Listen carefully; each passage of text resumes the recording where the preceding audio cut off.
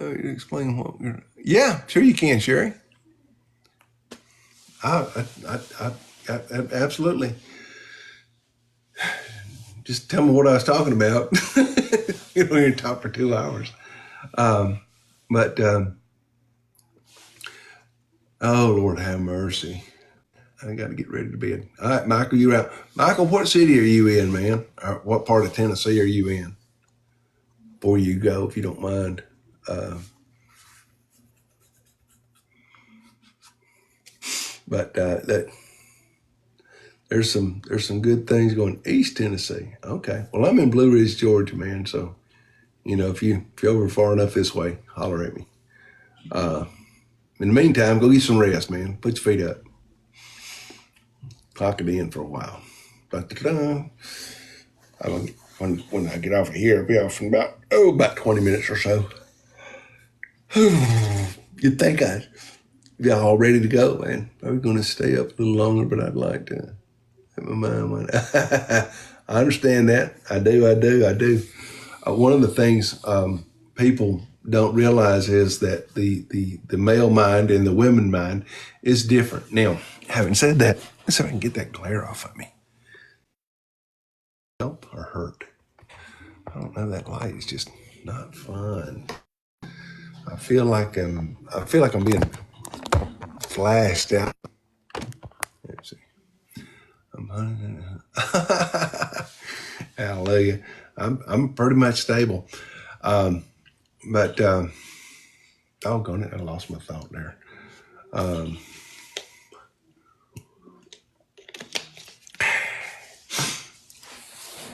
What was we talking about? The male mind and the female mind. The men's mind, men typically identify themselves with what they do. If you meet a man and you say, "Hey, I'm Clay Lescu," right? And well, hi there, I'm Roger Thompson. Oh, hey, Roger, what do you do? All right.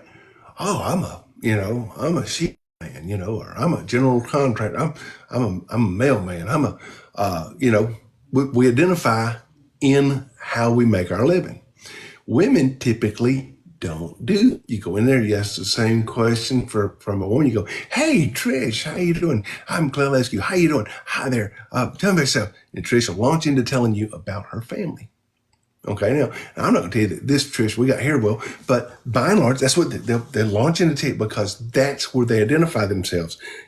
Oh well, listen, happily married, mother of two, yada yada, kind of stuff, daughter, son, they're this or this or one of them. They'll tell you all their attributes and stuff. That it's a difference in how we relate. Now, men think in compartment, women think in the whole broad spectrum. Imagine this, okay?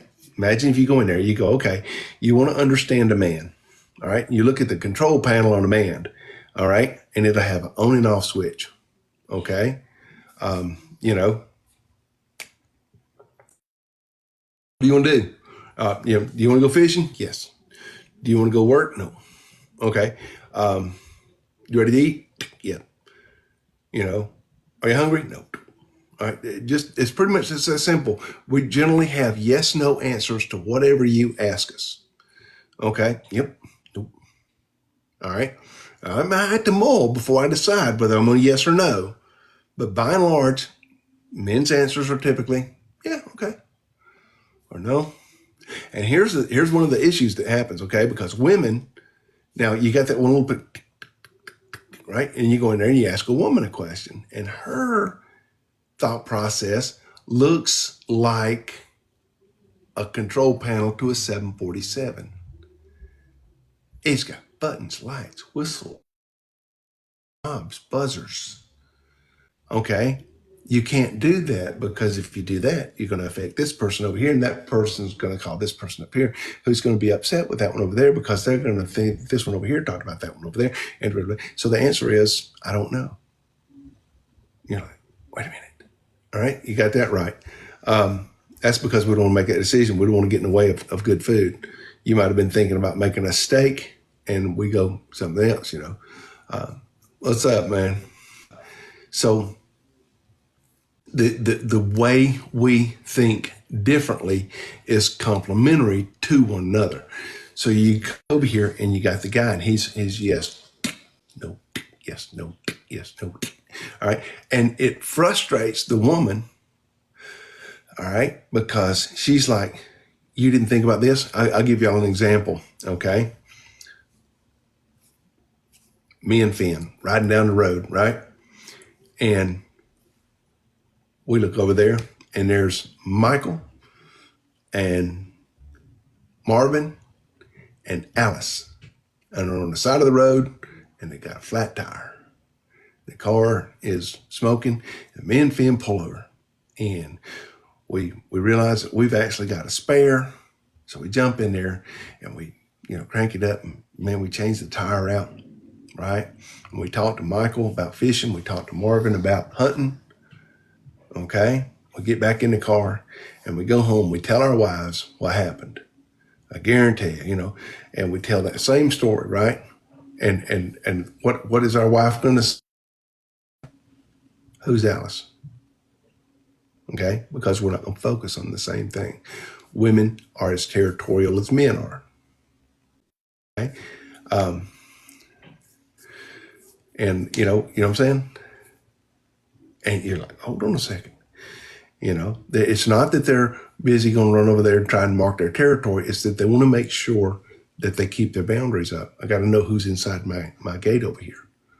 Okay. What was the interaction like? What was going on there? All right. So, that's how that works. We don't think like, I said that to say this. When your husband comes home from work, now a wife comes home from work, she walks through the door, she's transitioned in her mind, boom, I was at work, now I'm at home, come and cook supper, whatever it is that she's going to do, whether it's cooking supper, washing dishes, cleaning, making bed, going taking a nap. Okay, it's fluid. Okay, transitions beautiful and clear and clean. When a guy comes home, he needs about 15 minutes of transition time. He needs to be able to come in, sit down, let him alone, and let him position his mind so that he's at home. You hit him with all of the cares of the day as he's walking through the door, it'll overwhelm him and he will shut down. All right. Now, are there exceptions to the rule? Of course there are. If your husband is the exception to the rule, wonderful. Okay. That's what happens. He comes walking through the door and woman has got 32,000 words. Okay. Man has about 12,000 words in a given day that he wants to speak. Woman's got 32. She's been talking to the kids. They don't really count. She's still got 30,000 words left. He walks through and she starts talking to him. Okay. Now, if you'll let him transition, you'll be able to talk to him. If you overwhelm him, he's going to shut down. He's going to turn the TV on and he's going to tune you out. Okay. And, and that's, you have to allow us poor men to transfer over. We have to swap from one compartment in our brain to the other. Women don't have to do that. Women they're sitting here and my wife, I sit here and she's talking about three things at one time and she'll lose me. I'll be sitting over here and I'm like, she said, well, what do you think about that? And I said, okay, which part of what are you talking about? All right. I don't know what you want me to answer. Okay. She's like, well, if you can, let me tell you about this and you tell me about that. And I'll say, okay. And so once she clarifies the question, then I can answer it. But until then, I'm careful because I might answer the wrong question and I'm going to be in trouble. All right. Self-preservation matters. We have to take care of ourselves. We know that in a conversation, one-on-one, we're outnumbered. You think faster, you think in both sides of your brain. And if push comes to shove and by some rarity, I manage to win the argument, you're going to cry and I'm going to lose anyways. So it's self-preservation. I'm trying to adapt and keep myself from getting in trouble. Okay. So when if you can respect and it really is it's a matter of setting boundaries for yourself, and the woman has to set them for herself, just like I does. Okay. I know. No, you ain't gonna win the argument. You might exactly. They're just gonna cry, and then you're gonna go, "Oh, baby, don't cry. Oh, it's okay. We'll do it. Yeah, I'll get it for you." Okay, but that's you have to. It's setting boundaries. One of the worst things that a woman can do to a man. Okay, men are equipped with fight or flight. Okay, these are two basic responses. Okay, in emergency situation, they're going to fight or they're going to run. Okay, now that's what they're going to do. They're not going to be looking to talk you what they. Okay, so if you're a little 110-pound female and you got your 6-foot husband and weighs 425 pounds over there, and you get mad at him and you back him up a corner and you getting in his face and you won't let him have no place to run, and then you want to hit me, don't you? Hit me, go ahead, no, hit me. Okay, and he's only got two responses, and you're telling him which one to choose. You cornered him. You won't let him go. Now, is he right to hit you? No, he's not. He doesn't have a right choice. You won't let him run, and he can't hit you. And then you wonder why he either or he left you. Okay? It's because you frustrated him. It's because you pushed him to the point, and men have a point. Women have a point too. I can't speak to the internal workings of the woman mind and brain and all that good stuff. This, okay, a man will leave a woman pushing him to hit her. If he's not a hitter, if he's a hitter, you're in his ballpark. Okay, one day he'll love you to death. Okay, you know what I'm saying?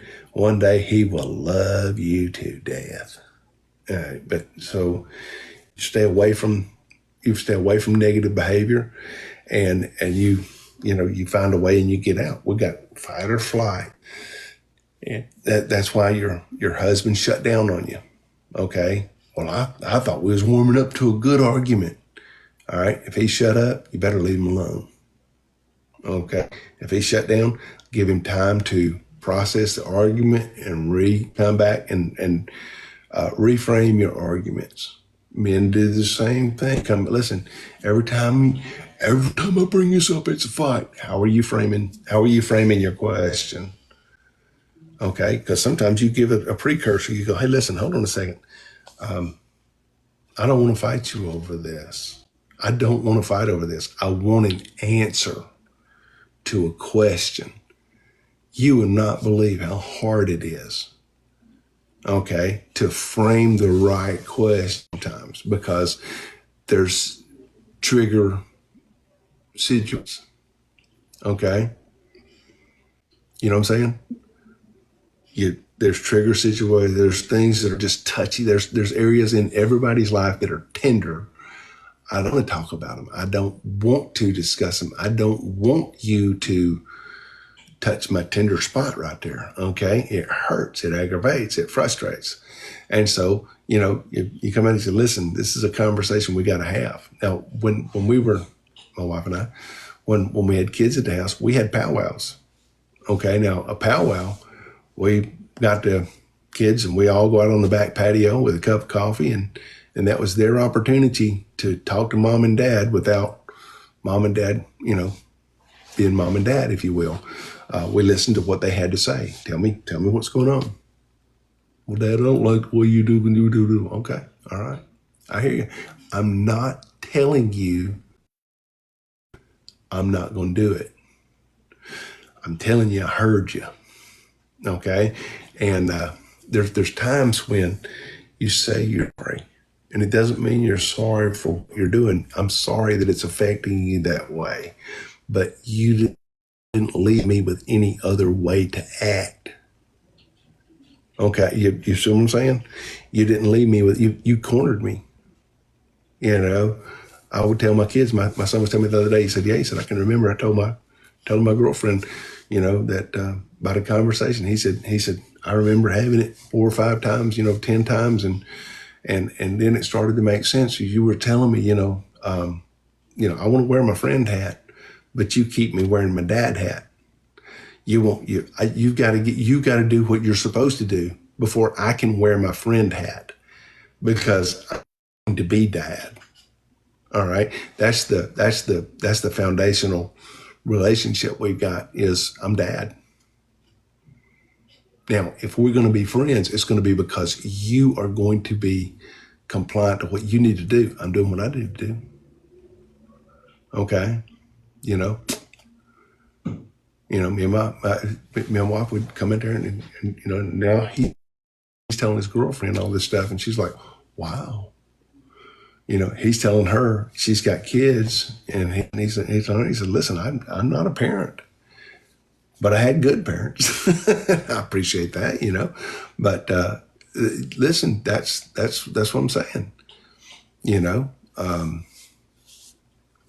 might have a discussion and, at some point, something tender, it may not be an argument though, Kate. It might be something that you got to talk about because you just need to get something in the open.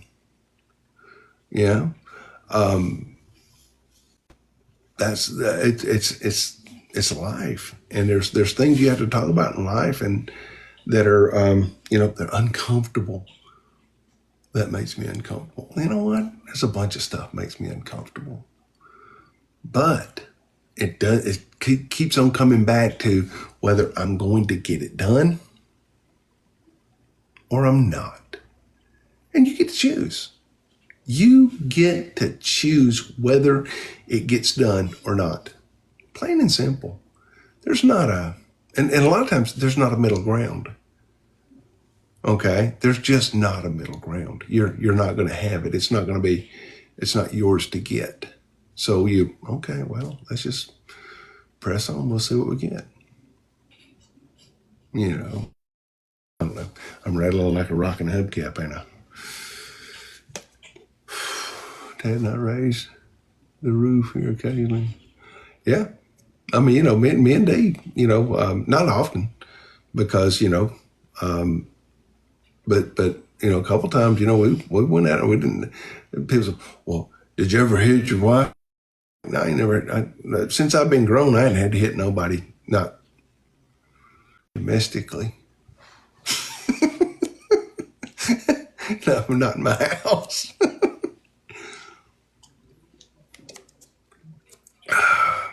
But anyhow, I'm not busy trying to tell y'all about all that stuff. But every family has its dynamic. If you can understand that, I know a woman, and she married this guy, and he slapped her around. I'd always been a preacher, Trish. And this guy, and he slapped her around, and she divorced him, and she married his clone in bigger version, and she divorced him, and she told me, she said, Klaus, she said, I just don't know if I want to be married. And I said, well, everybody, listen, you got kids, okay? You're 40-year-old. You may not need a man, and if you do need a man to complete your life, take time and make sure he's the man. Not listen. This is what one of the counseling things that I do is I tell people. I say, listen, don't find somebody you can live with. Look for the person you can't live without. Look for the person that when they're not there,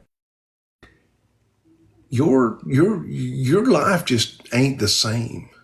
Okay. That way, when you're having the frustrations of having that third personality, when you have lows, you're still sitting there, you're like, you know what? This is a person I can't live without. And if you got that, and then you're going to find a way to make sure you're not living without that person. It wasn't that my first wife couldn't live with me. It was that she could live without me too well. And so off she goes. I didn't have a choice. So, whether I could or couldn't live without her, I had to find out how to. I think I did pretty good. I spent a little more time picking my second wife, or I've spent a little more time letting my second wife pick me. All these guys think, oh yeah, I picked out my wife. Of course you did. Of course you did. You keep telling yourself that. Make you feel real good. Okay. Women pick the men. Yeah, that's, the guys go and pick it. Yeah, I'm gonna pick out that good looking woman over there. Yeah, okay. You, you yeah, you believe anything you want to. You just take off. Get it done. You know, you don't pick you. This ain't caveman days. Okay, you're not gonna drag her off by the hair of the head. Video of this. Okay, I'll see what I can do, Steve. I can do. Now I'm gonna, if it works, I'm gonna upload it onto YouTube.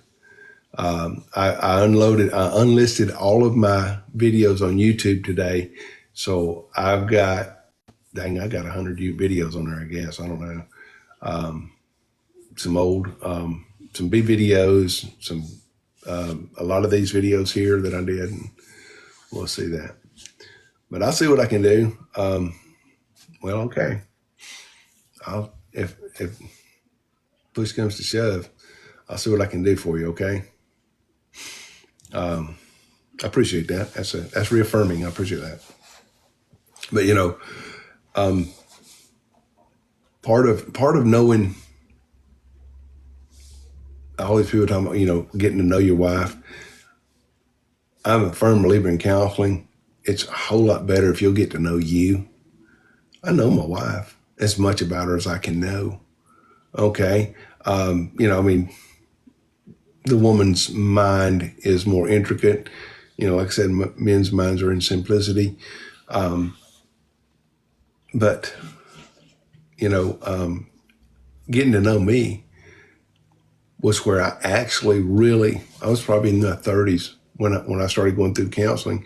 And when I started getting to know me, I do what I do, where I do, revelation hit. I was like, whoa, guacamole. I knew I did those things.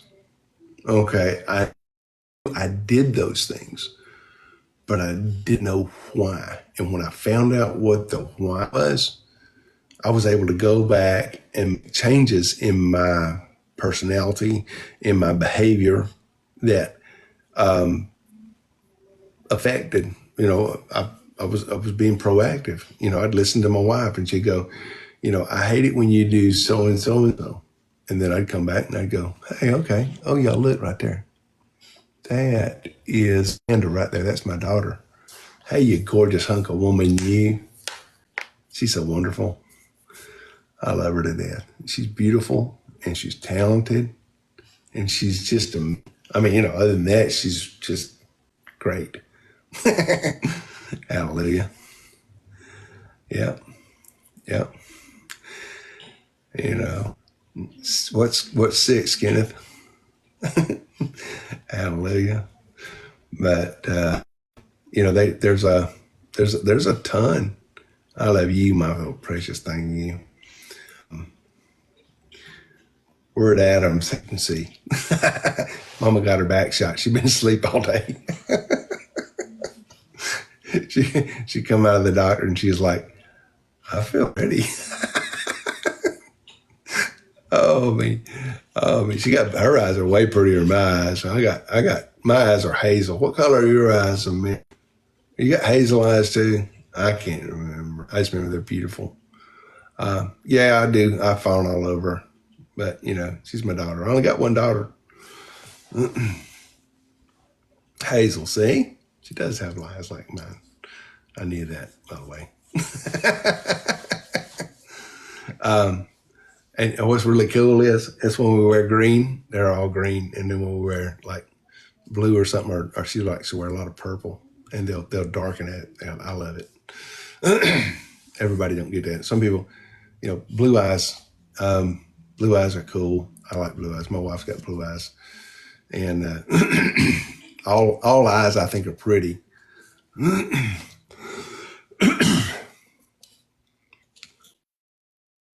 No, I ain't everybody. You got that right, bro. They turn yellow, man. You got the wolf in you there, Steve. Hallelujah. Wolf. He's got the wolf in him.